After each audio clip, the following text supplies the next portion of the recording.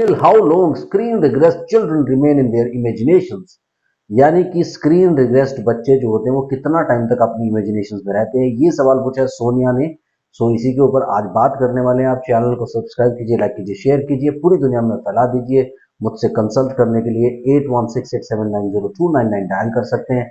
+91 तो लगा ही ले अगर आप इंडिया के बाहर से कॉल कर रहे हैं। इंडियन कंसल्टेशन 1000, इंडिया के बाहर से कॉल कर रहे हैं 3000 रुपीज अकाउंट ट्रांसफर देकर आपको मेरा अपॉइंटमेंट इजीली मिल जाता है। तो बात करते हैं कि कब तक ये स्क्रीन रिग्रेस्ड बच्चे जो है अपनी इमेजिनेशन में रहने वाले हैं।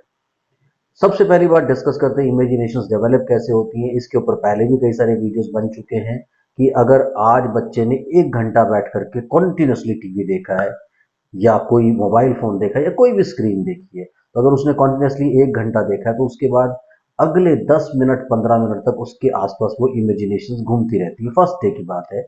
उसके बाद अगर वो इस प्रोसेस को कंटिन्यू करता है 1 महीना 1.5 महीना 2 महीना तक, तो ग्रेजुअली उसके सारे दिन के ऊपर ये इमेजिनेशंस हावी होने लगती है। यानी वो कॉन्शियस से सबकॉन्शियस स्टेज में चला जाता है। ये क्यों होता है? क्योंकि हमारा जो माइंड होता है उसकी 3 लेयर्स होती है। कॉन्शियस, जैसे मैं आपसे बात कर रहा हूँ, आप मेरी बात को प्रोसेस कर रहे हैं, अंडरस्टैंड कर रहे हैं। दूसरी लेयर होती है सबकॉन्शियस, कि जैसे मैं फॉर एग्जांपल मैं आपके साथ बात करने में बिजी हूँ, इधर साइड से कोई मुझसे कुछ बात कर रहा है तो मैं उसकी बात को सुन तो रहा हूँ, लेकिन परसेप्शन नहीं हो रहा मुझे उसका, मैं उसको परसीव नहीं कर पा रहा हूँ, उसको प्रोसेस नहीं कर पा रहा हूँ। सो वो प्रोसेसिंग नहीं होगा तो मेरे ब्रेन में स्टोर नहीं होगा। तीसरी बात आती है अनकॉन्शियस। जब यानी conscious, subconscious, unconscious. Unconscious mean total आपको कोई मतलब नहीं है आपके आसपास क्या हो रहा है, आप कंप्लीटली अपने वर्ल्ड में खो जाते हैं। यानी टोटली आप अनकॉन्शियस हो गए। फॉर एग्जाम्पल जैसे कोई बेहोश हो जाता है ना, उसका आप ऑपरेशन भी कर देते तो पता नहीं चलता, बिल्कुल वैसी कंडीशन होती है। तो अनकॉन्शियस माइंड तक अगर बात चली जाती है, यूजुअली वो ऑटिज्म में रिजल्ट करता है। जब तक सबकॉन्शियस तक रहता है बच्चा, एडीएचडी तक होता है, अटेंशन डेफिसिट डिसऑर्डर बोल सकते हैं। सो ये थोड़ा सा डीमार्केशन करना बहुत जरूरी है। लेकिन ये क्यों होता है? क्योंकि बहुत सारी इमेजिनेशंस आपके माइंड के आसपास, आपके ब्रेन के आसपास ट्रैवल करती रहती हैं, घूमती रहती हैं। यानी आप एक पिक्चर देख रहे हैं हर वक्त।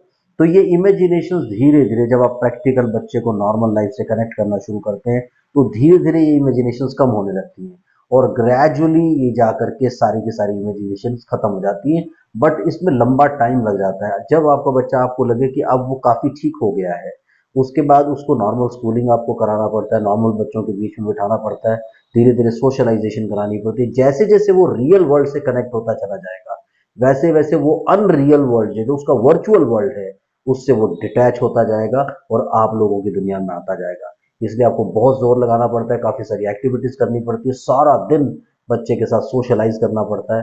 आप बच्चे को 5 मिनट से ज्यादा अकेला मत छोड़े, ज्यादा कोशिश करें उसे बीच बीच में बुलाने की। और कोई काम नहीं भी है तो आवाज लगा करके उसे झिझोड़ दे, listen to me, attend to me, ये कर दो, वो कर दो, ऐसा कर दो, वैसा कर दो। उनको इन्वॉल्व करने की कोशिश करें ताकि वो आपके वर्ल्ड से इंटेग्रेट हो। जितना जल्दी वो आपके वर्ल्ड से इंटीग्रेट होंगे, मेन स्ट्रीम होंगे, उतना जल्दी उनकी ये प्रॉब्लम्स खत्म हो जाएगी। यानी उतना जल्दी वो इमेजिनेशन से बाहर निकल आएंगे। Thank you very much. ऐसे ही कमेंट करते रहिए, ज्यादा कमेंट ज्यादा वीडियोस। Bye bye.